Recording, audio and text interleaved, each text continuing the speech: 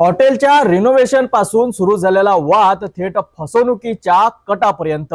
नागपूरमधील व्यापाऱ्यांच्या खात्याचे चेक चोरी करून त्याच्यावर खोटी सही करून बँकेत वटविण्याचा प्रयत्न करणाऱ्या 2 आरोपींना पोलिसांनी अटक केली आहे।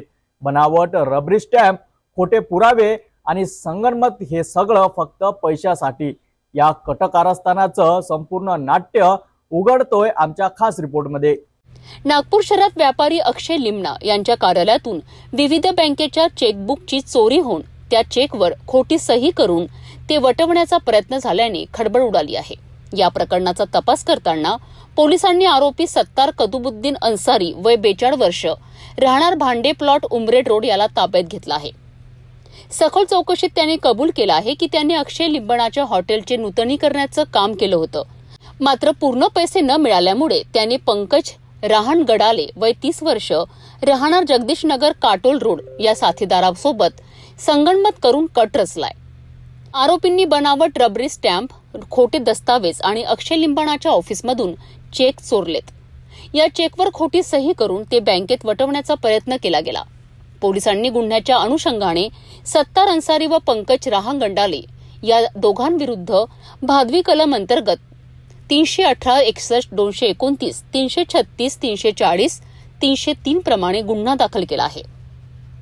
या गुन्ह्याचा तपास पोलीस उपआयुक्त राहुल मदने, सहाय्यक पोलीस आयुक्त सुनीता मेश्राम यांच्या मार्गदर्शनाखाली सुरू आहे। पोलीस निरीक्षक मनीष ठाकरे, दुय्यम पोलीस निरीक्षक मनीषा वर्षे, सहपोलीस निरीक्षक संदीप जाधव, पोलीस उपनिरीक्षक संतोष शिरडोळे, हवालदार सुनील राऊत, प्रलेश कापसे यांच्या पथकाने ही कारवाई यशस्वीरित्या पार पडली।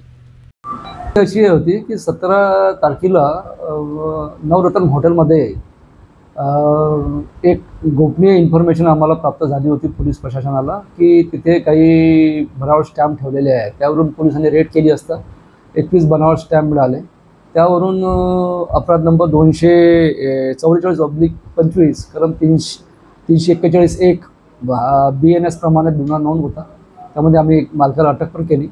नंतर मालकाने दिली एक इन्फॉर्मेशन होती की त्याचे चेकबुक गहाळ झालेले आहे। त्यावरून आम्ही शोध घेतला असता ते चेक एका बँकेमध्ये एक्टिका बँकमध्ये वटवण्याचा प्रयत्न झालेला होता।